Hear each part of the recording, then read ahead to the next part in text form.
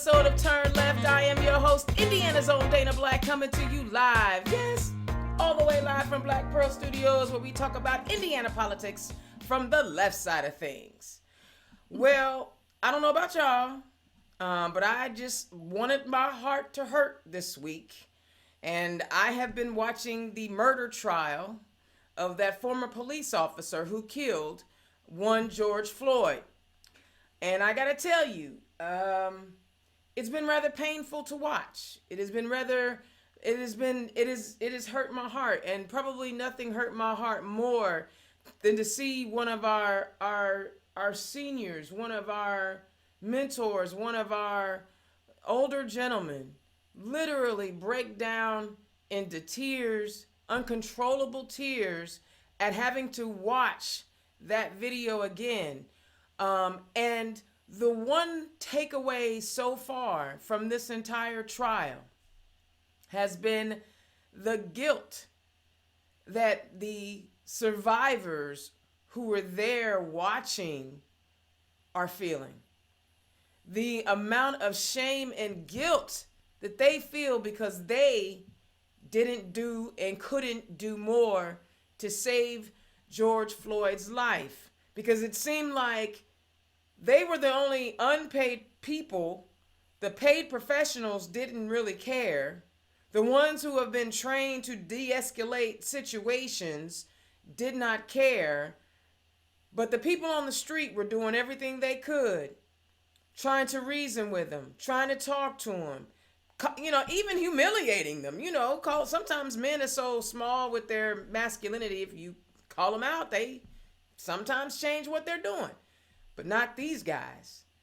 And so even the attendant at the store was feeling bad because he was like, I could have just paid the $20. If I had known this was going to happen, I would have just paid the $20. Now, it is not lost on me that they keep trying to talk about the man's drug addiction. Now, I know right here in the state of Indiana, we have a huge opioid crisis. So certainly we're going to be compassionate about a black man who received his opioids because he had back pain.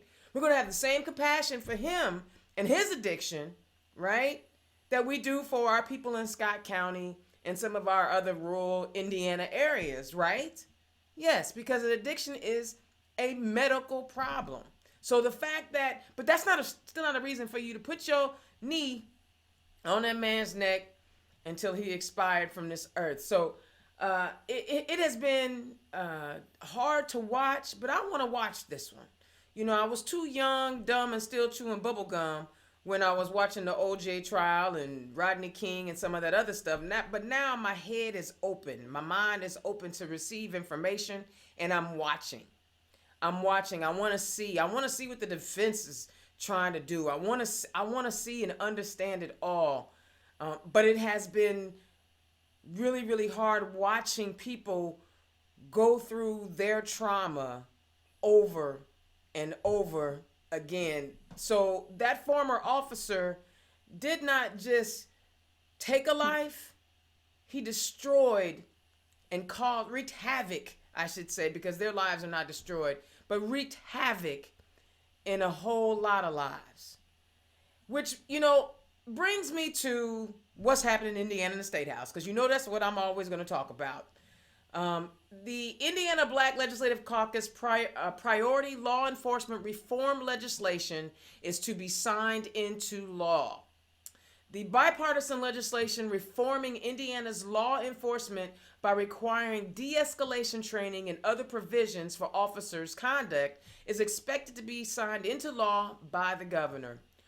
Born out of the tragic events across the country during the summer of 2020, George Floyd, House Bill 1006 mandates de-escalation training as a part of the use of force curriculum throughout an officer's career, enhances penalties for tampering with body or vehicle cameras, defines chokeholds as deadly use of force, and prohibits bad actors from bouncing from agency to agency to avoid reprimand.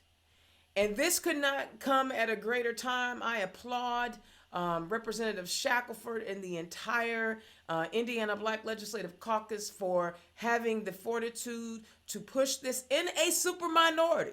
Because we know that there are no Republican black legislators in the state house. So all of the black caucus is Democrats, and we know that Republicans have a hard time calling Democratic bills up for committee. So I applaud them for putting forth this bill and sticking with it and seeing it through. Representative Andrande co-sponsored bill to benefit first responders who contract COVID in the line of duty. The Indiana House unanimously passed Senate Bill 232, co-sponsored by State Representative Mike I mess it up all the time. I'm sorry, Mike Andrade. The bill allows emergency first responders and public safety officers to receive disability and survivor benefits if they contract COVID-19 in the line of duty. Now, this is a good thing. Now, me today, my left arm is a little sore. I went and got that shot. And I'm actually happy that I did. If you are thinking about it, do your homework. Obviously, I'm not going to tell you what you should and what you shouldn't do. But in order for us to squash this thing, we all, kind of need this vaccine, be it the Johnson & Johnson, Moderna, Pfizer. I got the Pfizer. I kind of researched and I thought, okay, well, the Pfizer one may be a better option for me. Do what you got to do. But I applaud the legislators in the State House for saying, hey, the people who are out on the front lines trying to put together public safety the best way they can. If they contract this virus and they have some bills and illnesses, they will get some benefits. This is some great stuff. All right, now that was the House side. Let's go over on the Senate side. I like that side. That's the fun side. Well, they're all fun. I ain't gonna lie. But now this information that I'm reading to you and I'm giving you, this is information. These are press releases from both the House and Senate, so you can always go read them yourself. But I picked out the ones that I like. Senator Tallien is disgusted with broken promises by House Republicans. State Senator Karen Tallien responded to inquiries about her workers' compensation bill, Senate Bill 220. The bill authored by Senator Tallien would boost workers' compensation benefits for Hoosiers who are injured while working. The bill would also allow compensation claims to be filed with workers' compensation boards up to 2 years after the worker's last compensation claim was filed. When reached out for a comment, Senator Tallien had the following to say. Now, the reason why I'm reading this is because Senator Tallien is like, she's one of my favorites. Workers' compensation benefits aren't increased automatically. So in order to keep up with inflation and the increased cost of living, we must pass legislation to increase those benefits. 2013 was the last time that we passed a rate schedule, and those expired in 2016. With SB 2020, Indiana would have caught up on missed benefits increases from the last 5 years. Now, I understand her frustration. You know what I'm saying? You can't keep talking. You're supposed to represent the people. And if somebody gets hurt on the job, why would you want them to be at risk of losing everything they have? So quit talking about you care about the people and you down for the people, but when you have an opportunity to do for the people, you don't. I'm just saying, something to think about. Just something to think about. And of course, one of our favorite rookie senators, Senator Yoder, is doing all kinds of stuff. Last week, I told you about the awesome letter she wrote telling you all about how it's necessary for our state legislators to have DEI training, diversity and inclusion training. Now she's adding amendments. Senator Yoder proposes amendment to codify non-discrimination expectations for charter schools. This week, Senator Yoder proposed an amendment to House Bill 1549, which would have added language to the Indiana Code prohibiting charter schools from engaging in discrimination on the basis of gender identity, sexual orientation, or marital status. March 31st was International Trans Visibility Day, which we already know, and dedicated to celebrating the accomplishments of transgender and gender non-conforming people. That would be me, but I don't put I'm a woman, but I'm definitely gender nonconforming. While also raising awareness of the work that still needs to be done to achieve trans justice. She put forth the following statement. Yesterday of all days, we should be providing for the safety of Indiana's most vulnerable populations. We call our schools the great equalizer, but that doesn't apply to people who are trans or people who aren't heterosexual. Schools should be a safe place for all students, regardless of their gender identity or sexual orientation. And the chair of the Senate Education Committee refusing to call a vote on my amendment today is a failure to protect young people. Here we go again. So this was incredibly important. They're taking public dollars, but they don't have to take care of the entire public. This is a problem. But we applaud Senator Yoder for introducing it. Somebody has to stand up and take care of our marginalized communities. And we have some amazing folk on our side of the aisle that are doing just that.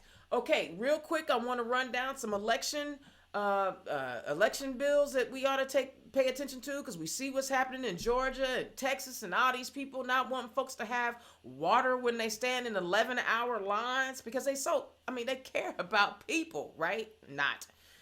HB 1357 is a straight party voting, was passed over again for the second reading, but there's still time to call it up. So it didn't get a second reading, but because of the deadline time, there's still time for that to be called up. HB 1485, which has a lot of election matters, was ordered engrossed and moves back to the original chamber.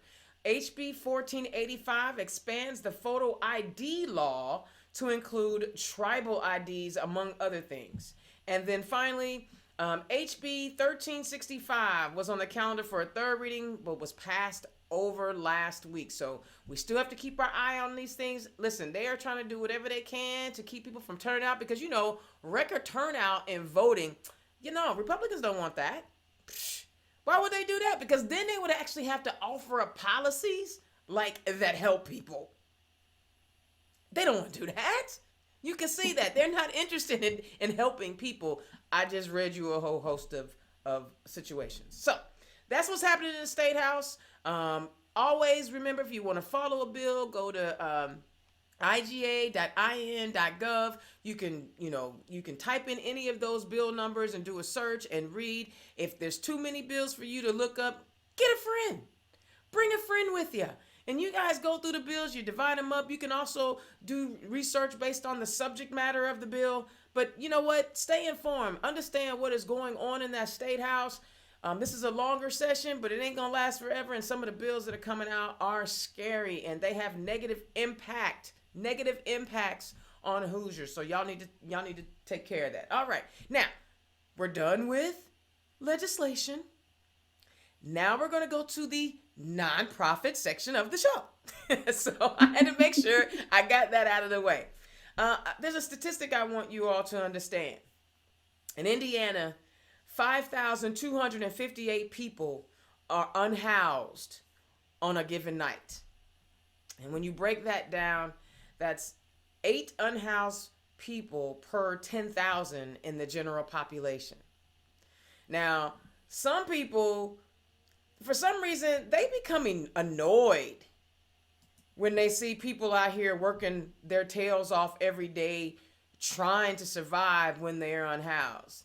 Here in Indianapolis, I told you guys about the sit-lie law bill that they were trying to pass, the ordinance. Luckily, that one got shouted down. I actually was in there with that one, and I argued against it because you had these folks coming in with their really, really beautiful Italian shoes. Y'all know I'm a shoe girl, so I noticed them. Really beautiful Italian shoes, complaining about, people hanging out outside of their office buildings. They have office buildings. How many of y'all got office buildings? I don't have an office building. In fact, my studio is in my condo. So here you have these special folk who have all the means in the world, but they are annoyed at having to see people who are out here in the world without as much as they have. Now in Bloomington, they've been down there clowning for a while now. And I'm having a hard time with that one because Democrats, Democrats, we tend to care about people. Now, the Bloomington City County Council is all Democrats. So I'm not sure what the philosophy is going over there. And you know me, I ain't gonna bash Democrats. I'm gonna give them a chance to handle their business. But they had an opportunity earlier this year to take up an ordinance that would offer some protections for for the unhoused community in Bloomington, and they passed. So some people don't want to help, but there are people who do want to help, and that's who we're talking to tonight. If you feel compassion, you feel something in your heart and your soul for people who are struggling, you tuned into the right show. Let me introduce y'all to Beacon Solutions for People in Poverty. They are hosting a solidarity sleep out, but I'm not going to tell all of it. First, I'm going to bring you Reverend, I'm going to call him Rev, actually. Reverend Forrest Gilmore, who is the executive director of Beacon. Welcome to the show. Hey, thanks. Glad to be with you. And of course, you know what? Volunteer extraordinaire and co-chair for Beacon, one of my homegirls who I look to when I need to get a little extra energy. Y'all give it up for my girl, Ashley Pirani. Ashley, welcome to the show. Thanks for having me. I'm really excited to be here. Well, I am excited for you guys to be here. So, Rev, tell the people who you are and where you come from. Sure. Yeah. So I'm the executive director of Beacon, and actually today, April Fool's Day, is my 10th anniversary in that role. So that's kind of cool. Nice day. And I actually, it's kind of funny to have April Fool's Day as your anniversary, but I kind of really relate to it because I think there's a way in which being with people in poverty is countercultural and sadly countercultural. And so supporting people in poverty to some can actually appear quite foolish. And so I embrace that side of the fool, the sacred side of the fool, that, recognizes that some things are countercultural and we need to show the world that counterculture and be out there about it. So I like that a lot, and having this anniversary and 10 years today, which feels really wonderful. It's been a privilege to be part of this work for all this time. Well, congratulations. And, I'm a Unitarian Universalist minister. That's my background, and I served in churches for a while until I started doing homeless work, and I feel like I found my calling with this work. Excellent. Ashley, tell the people who you are and where you come from. Well, in terms of the Beacon experience, I guess you could say, I've been a board member it's a year and a half now, I think, or are we on 2 years? Trying to remember when I came in. It's been a couple years, and I've been helping with the development committee for about that same amount of time. I co-chair with my lovely co-chair, Sean, and who will be leaving us soon. Sad to see because he's, graduating medical school and going on to awesome things. What medical school? Poor guy. He's quite amazing young person. I can call him young person because he's younger than me. But it will be sad to see him leave us when that happens, and it'll be a big hole to fill. But I got involved because like you were mentioning earlier, I felt like there was a need in the community, and this was a way for me to help give back in a different way. And Forrest actually had asked if I wanted to join the development committee.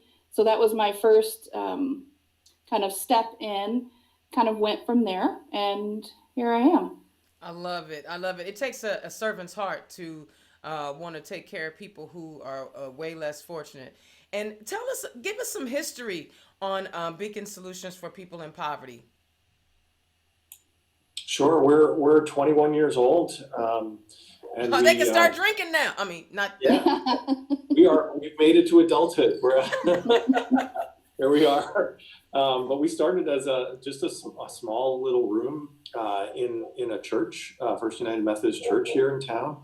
The folks who started had this kind of vision. They saw people experiencing homelessness just kind of if you will, just wandering the streets, not having a safe place to go, and said, we want to do something about that. We want to try and give somebody a safe place.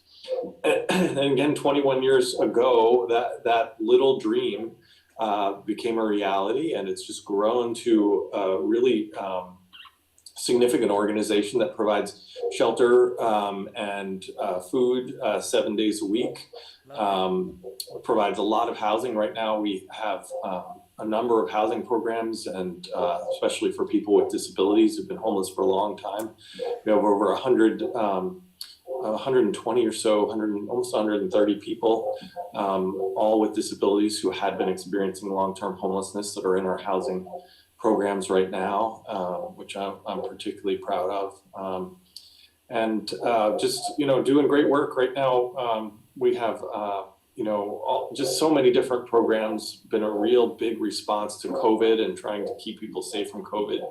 One of the things I'm most proud of is that we haven't had a single person locally experiencing homelessness die from COVID in our community. And that's due to a lot of amazing work and a lot of sacrifice on the part of people experiencing homelessness, having to deal with all the protocols and safety measures in order to keep themselves safe. So that's something that I'm really grateful for and proud of that we've been a part of in the last year, especially. Excellent. And to my listeners, I apologize. There is a dog that is stray outside of the Rev's location. So I'm hope you like dog barking. I can tell you.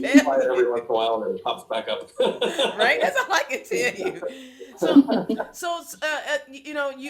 there's a lot of names on there: the Shalom Center, the Phil's Kitchen, Friends Place, Street Outreach, Rapid Rehousing, Crawford Homes. Can you dive into like what each of those services are and what they do for the community? Yeah, absolutely. Those programs are named. Those are the 6 major programs of our organization, Beacon, and each of them does definitely different things for people experiencing extreme poverty, particularly working with people dealing with hunger and homelessness. Shalom Center is our day center. That's the room that we began so many years ago. That's grown into a full building. And that provides a lot of basic services for people: laundry, showers, storage, case management support, mail, ID, all those kinds of things that people need to help them get back on their feet. Phil's Kitchen is actually our hunger relief program, and that's built into Shalom Center. That's part of Shalom Center, and that's where we serve breakfast and lunch every day, 7 days a week. Last year, we served about a little over 70,000 meals. We serve about 6,000 meals a month. Wow. Friends Place is our overnight shelter. It's the only non-religious year-round overnight shelter, not just in our county, but in our region. And so it's this very special resource for people in our community, and just really an essential resource. And that's gone through many names and histories, and it has a long history as well. But we've been managing it for the last 5 years. And I don't mean to interrupt you right there, but that one actually excites me because, but in a weird way, I guess, because a lot of the shelter, especially when we're talking about, yesterday was International Day of Visibility. Yep. A lot of the LGBTQ plus community, when they find themselves homeless, which is at a much higher rate by demographic, a lot of the religious places set these restrictions, and these young folk who may or may not be able to adhere to those religious restrictions then don't get the help. So I wanted to just kind of put that out there and say, from a proud lesbian, I thank you. Yeah, that's one of the things we're really proud of. We have a long history of being actively supportive of the LGBTQ community, and have been trying to do our best, and in many ways, I hope succeeding to really support that community. Because certainly, homelessness particularly impacts disproportionately impacts people from the LGBT community, Yes. and that's important to always know about and be aware of. And definitely religion can be a very scary thing for people in that community. Often people who are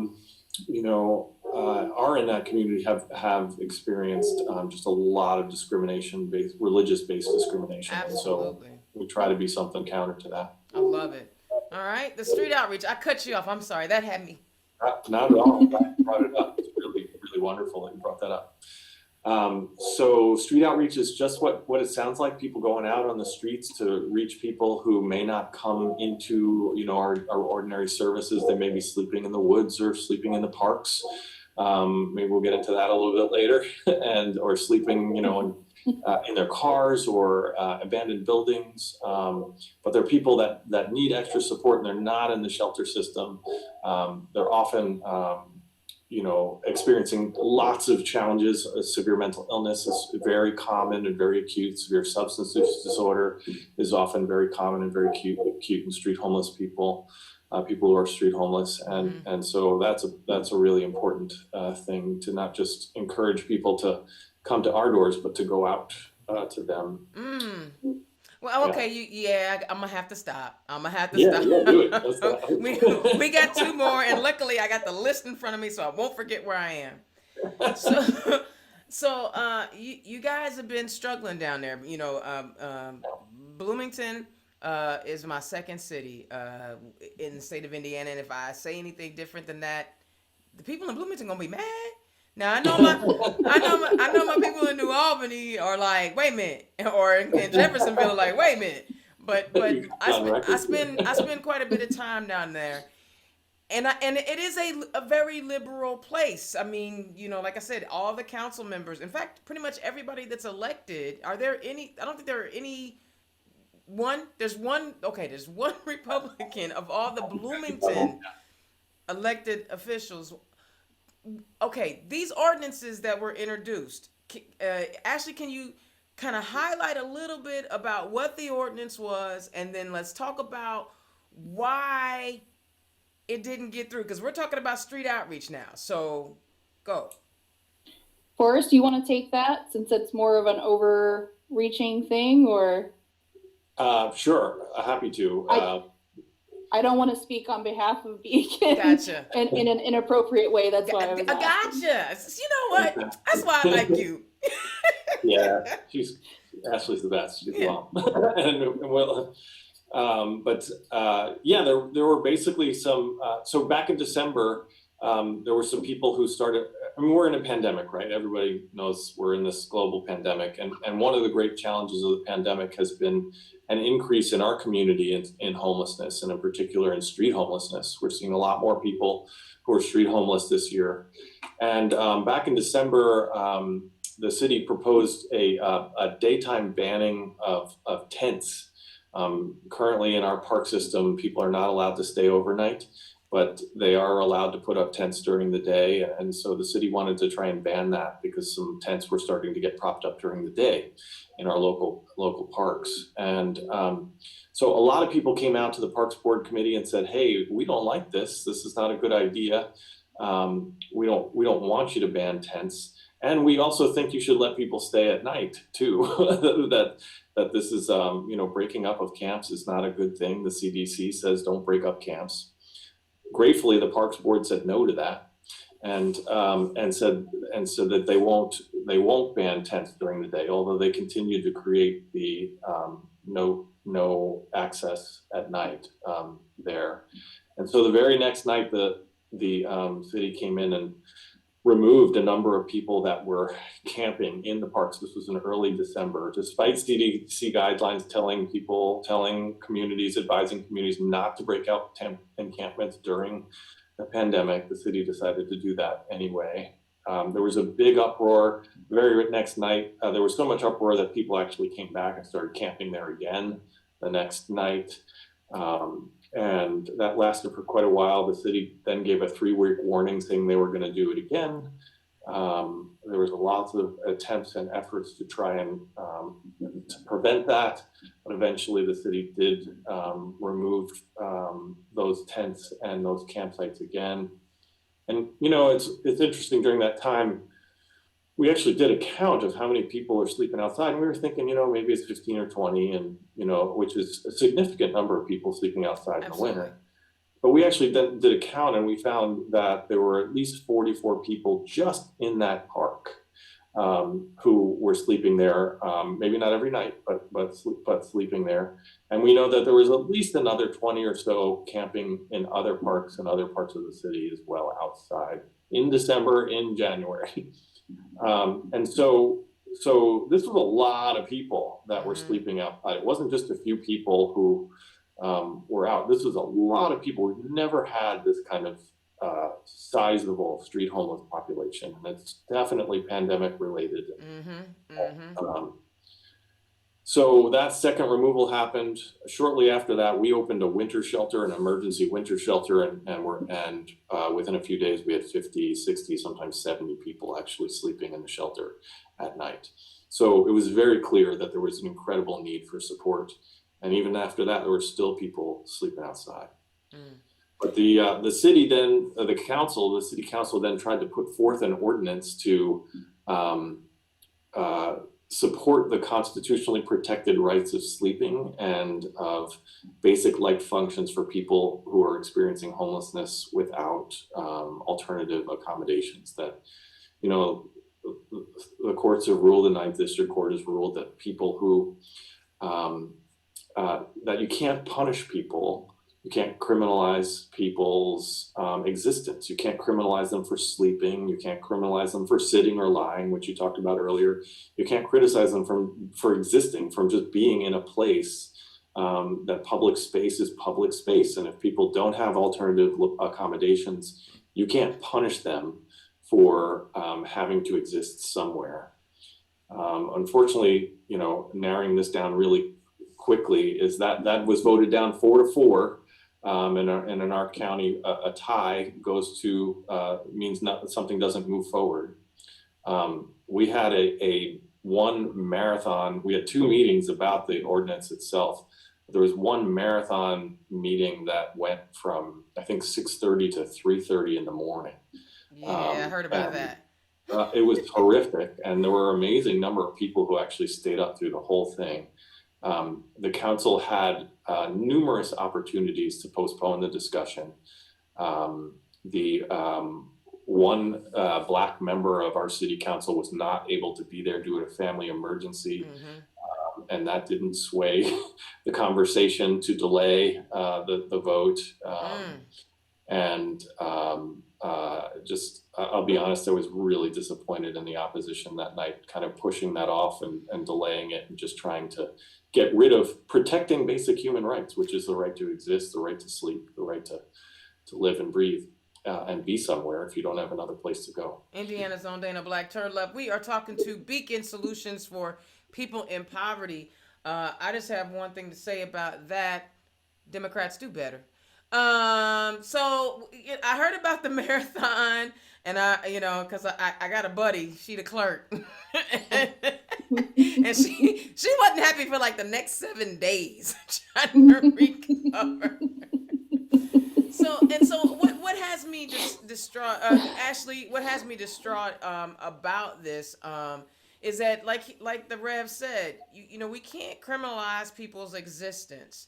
And we have to, and the other thing is, if you don't have another place for them to go, just shuffling them around doesn't solve the problem. Yeah, I thought Councilmember Piedmont Smith had a really great question that evening, and it was, where can people sleep? And she asked it a few times that evening. 9 hours runs together, so I can't remember how many times, but after lots of silence, she was finally given an answer of nowhere, because they can be criminalized for sleeping outside somewhere, because that's on private property, and they can't sleep on public property, so there's nowhere for them to sleep. I was really hoping that that statement and that answer would have been enough to have swayed the body to take it to committee or postpone the vote or something, because it showed that there's a real hole here with helping folks. And it was disappointing to see that didn't seem to be enough to do that. But I thought that was a really profound question that she asked. Yeah, and I find it disappointing that when we're in a position, you guys hear me scream and holler all of the time about, flipping seats in our state house so that we can write policies that benefit humans. And here we have an entire council full of what I believe like-minded individuals who just, I don't know, for whatever reason, couldn't see the value of protecting people who are struggling. And so hopefully at some point, you guys will be able to get that worked out. But in the meantime, we have Beacon. All right, rapid rehousing. What is that? That sounds. We're back here. All right. Yeah. Well, because the reason why I know I better change the subject slightly is because I want to encourage people to come to the left side of things. And I try to be very careful at the language that I use, because I don't want to deter people, but at the same time I have to hold my elected officials, even though I don't live in Bloomington, I want to hold them accountable.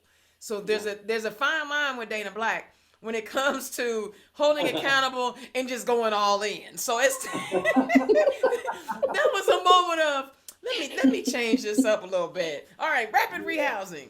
Yeah, absolutely. There's more to be said there. But rapid rehousing specifically works to help working families primarily, but also singles and individuals and couples. Okay. To kind of move into homes quickly. It's like basic financial support and supportive services to just help people get that boost, to get that security deposit, to get those first couple of months rent paid, to help them with moving expenses, just to kind of help get them back into a home. There's so many financial obstacles to moving into a new home after you've lost your home. And so rapid rehousing tries to resolve those obstacles so people can get back in, with the basic premises that people do better in homes than they do homeless. Like we tend to have this theory or thought that or behavior that somehow we need to improve and fix people's lives while they're homeless and get them ready for housing. And this comes from a philosophy that almost everyone already is ready for housing, and you just got to help them get in that housing and then help them have the supports they need to do well and succeed. I love that.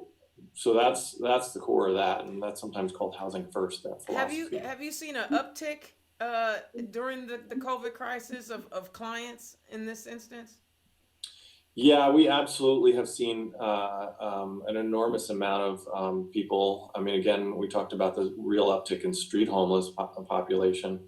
Just for context, last year we operated one shelter, which was Friends Place Shelter, and that was 40 beds. This year we had 3 shelters open. We had an isolation shelter, Friends Place, of course, but we expanded Friends Place up to deal with some extra need. We had an isolation shelter for people who have been exposed to COVID and were homeless and needed a place to isolate and quarantine. And we then opened a winter shelter in response to all the issues with the parks and people sleeping outside.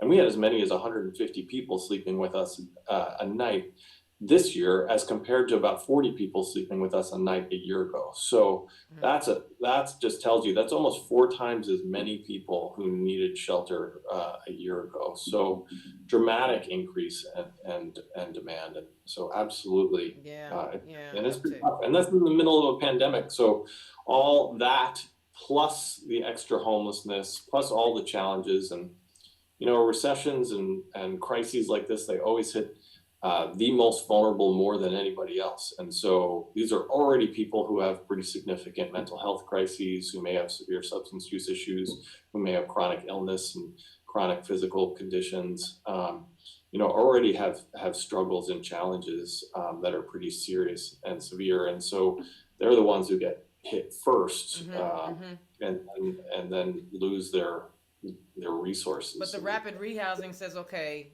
we got a way to get you back into a place. Do the folks have to have like an established income? Do they have? I mean, are there some minimum requirements?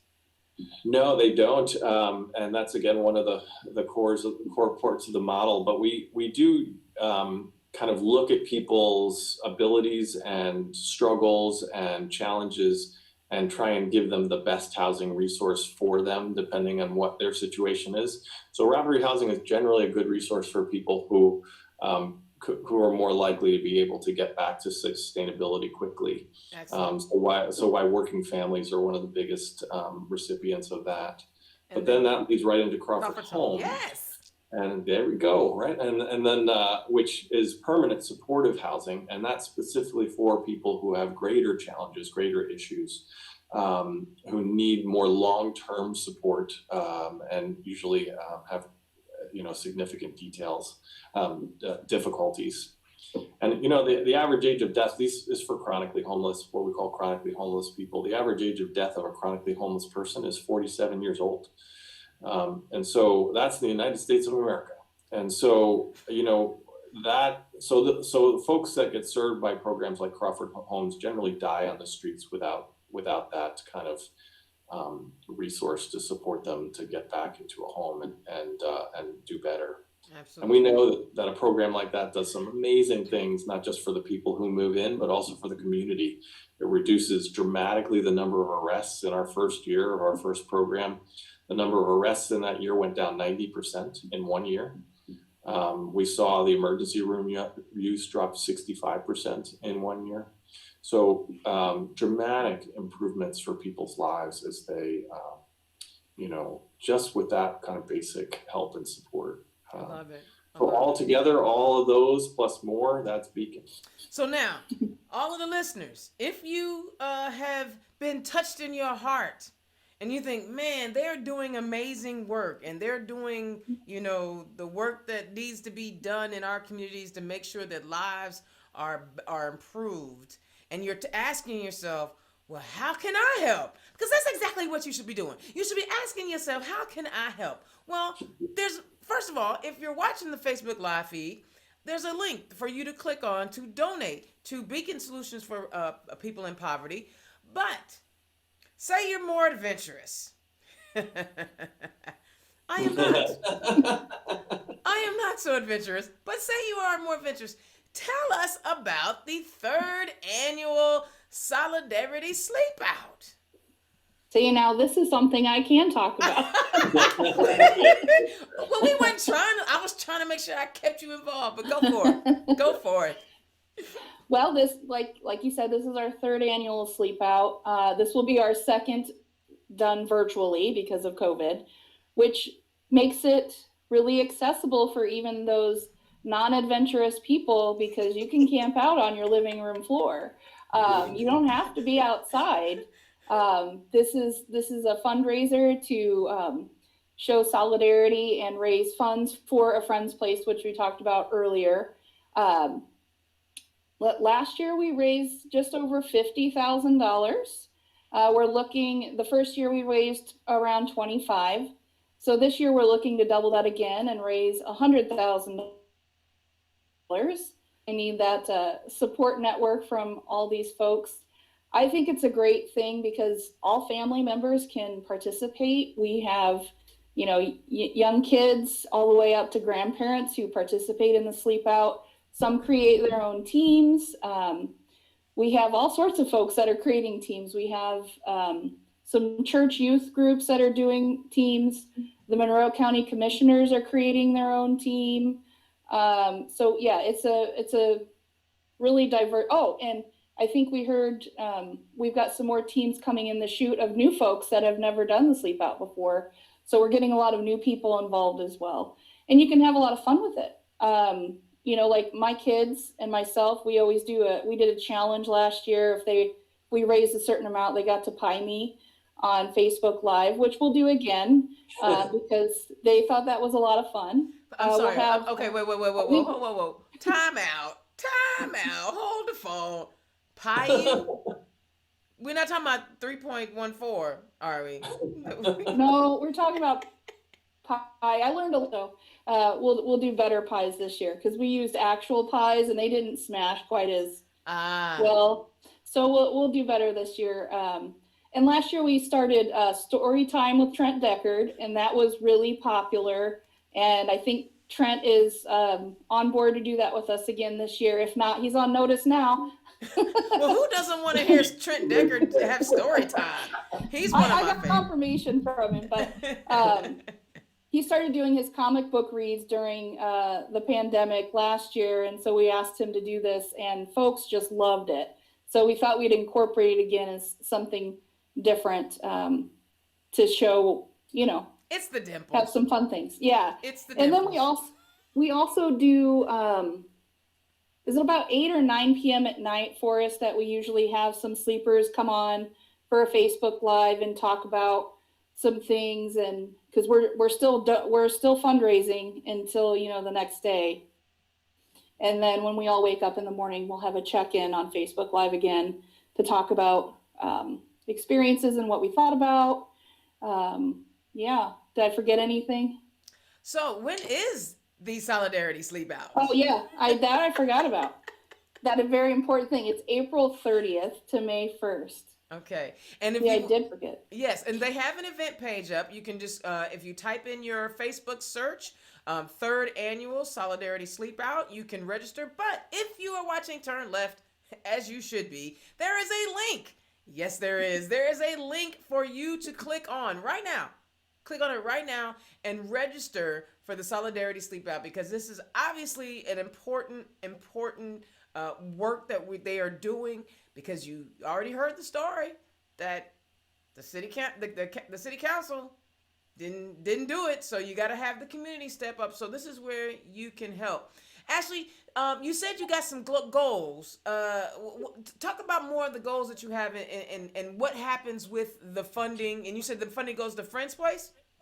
Yeah, so Friends Place is getting ready to shift where it's going to be all on its own. It's still funded mostly by a grant. Is that correct? It's fun. We raised a whole lot of money way back in the beginning to create this big reserve fund, because the previous management, they folded, they went bankrupt, but the community wanted to keep this resource going. So there was a lot of big fundraising in the beginning to create some reserve funds, but we haven't been able to raise the money needed to fund it on an annual basis. And so that's what we're trying to do, because we're getting close to running out of those reserve funds. Okay. So that's why $100,000 is the goal this year, because that's about what it takes to run it for a year. Okay. Yeah, okay. about $180,000 per year, but we have other funding sources, so $100,000 is going to get us close to being able to fully fund it this year. Well, and see, for all those people that wear those really nice Italian shoes, because I see you, and you have your really expensive outfits on, and you got your office buildings, why don't you just go on and give them the $100,000? You got it. Because if you can spend $1,000 on a pair of shoes, because I looked to see how much they cost, because I liked them. I liked them, and I wanted a pair, and then I was like, I can't have that pair. but this is a call out, okay? And that's why I brought it up, that people with means have a tendency to be annoyed when they see people on the street trying to survive. Well, here's your opportunity to not be annoyed. Give up some of that cash you have and donate to Beacon. Sign up for the Solidarity Cookout. Tell your kids that they can go down in the fully furnished basement and play pool. I am so stereotyping. Yes, I am. But I'm just saying, if there's a way for you to take some of that aggravation that you have, because you got it, and turn it into a way to help a community, go ahead and do it. And that's why Turn Left is here talking to Beacon and Ashley and the Reverend Force. I like that. Rev Force. That's a new nickname. Anyway, that's why we're talking, because it's all about how do we improve lives. Now, normally I talk about how we improve lives through policy, but we see where policy did not work. So here's an organization that is doing the work in the streets to help people. You got a few dollars? Click on the link. You want to get your kids together and hang out because you got your shot and you not quite there yet? Click on the link. donate, and participate. This is what it's all about. It's about helping the community. All right. So, what are the plans? Give us a little overview for the plans for the remainder of 2021 and what you guys have going into the future. For the organization as a Yes. whole, what to do Yes. next? Yeah, it's going to be a big question. I mean, right now, the pandemic's just changed the whole landscape of how this works, and so many things have been different and challenging. I think what I'm particularly concerned about coming up is not only being able to keep our normal services open and running, but how do we deal with the potential influx of homelessness that may be coming our way with this recession and the after effects of the recession, which will probably last for several years. Yeah. So, you know, things are certainly getting better, and we're seeing maybe some of the end of this as the vaccine gets widely spread out.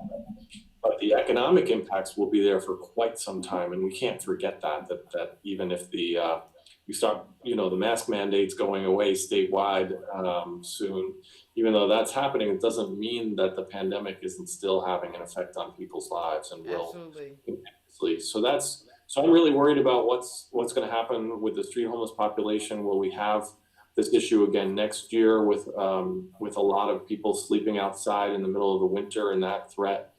And then, you know, there's the big issue, of course, of even with, I mean, just protecting people on the street is not the only thing we want to do. We have to get people into homes.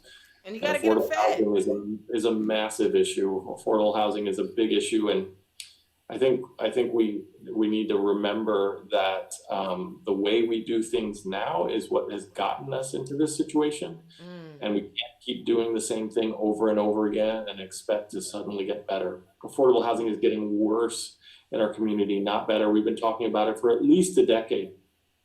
Since I've been with the organization, it's been like affordable housing is bad in Bloomington. It's really tough up here, and it's not staying the same. It's not staying. It's getting worse every year as opposed to getting better, and we've got to start treating that like an emergency, like a crisis, because it is a crisis. It desperately is a crisis, and as I said all last year during the COVID crisis, and me having to figure out how to do turn left differently.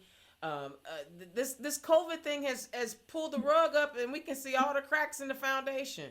And our foundation is full of cracks.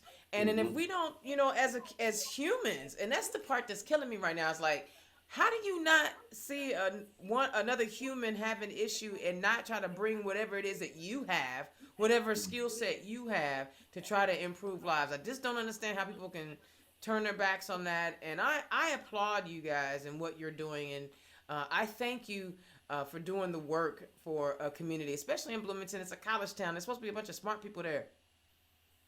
Supposed to be. Y'all ain't got to comment. Y'all ain't got to. And you know what's interesting too is, like, you know, this whole thing, I think, you know, an ordinance that was much more progressive got passed in Indianapolis, very similar to the one in Bloomington, but was more progressive. Every Democrat voted for it, and most of the Republicans on the city county council in Indianapolis voted for it. So this kind of policy is also supported by the Justice Department of Obama's Justice Department, and we're pretty sure it'll be supported by Biden's Justice Department. So Democrats have made their statement about criminalizing homelessness, and our local Democrats need to get on board. Well, because I'm going to tell you something. Reverend Forrest dropped the bomb. He dropped the O word. He knows how to get Democrats. He knows. Drop the Obama word. Yeah.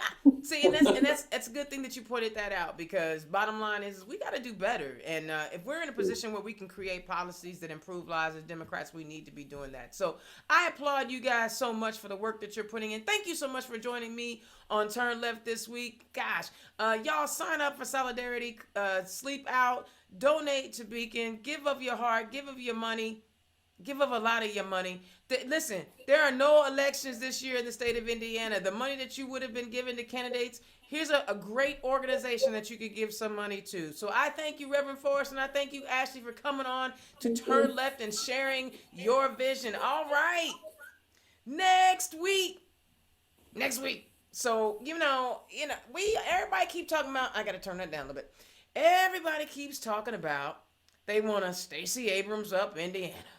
You guys hear him. You read about it. We want to Stacey Abrams up Indiana. Well, one of the ways that Georgia got Stacey Abrams was that there were multiple organizations. There wasn't just one organization. There were lots of organizations that got involved to do voter registration, reaching out to communities that normally wouldn't be having the voter contact. And it took more than one organization, and it took more than one party. Well, it only took one party, but they had a lot of, supplemental help on that side of the aisle because Republicans don't want you to vote. Anyway, so next week, I am super duper crazy excited about my guests. I got Brandon Evans, former Marion County Young Democrat. I've got Ali Schrock, again, return appearance, who is the president of the Latino Caucus, and my girl, Ariel Brandy, who is the president of IYD. Those amazing Democrats, those amazingly smart, brilliant young people have got together and they have created an organization called Hope. And they are going to be out here doing some of the work that we need done. And I have them on next week. That is like, we going to be chopping it up. Because I like talking to young Democrats. They keep me fired up. They keep me energized because sometimes my energy levels are low. Indiana's own Dana Flag, turn left. Thank y'all so much for joining us once again. We will catch y'all next week. Keep an eye out on what's happening in the bills. I'm going to keep watching the trial. Try to keep my energy positive because, I don't want anybody thinking that I watched it and became somewhat unruly. But y'all watch what's happening in the State House. Hold our electors accountable, especially that silly fella out of District 3. Representative Jim Banks, he's been saying a bunch of nonsense. Y'all need to get up on him and shut him down or do what we got to do. And I know there's some candidates up there that are already running. So, y'all, let's get busy. We got work to do. All right, I'll holler at y'all next week. Peace.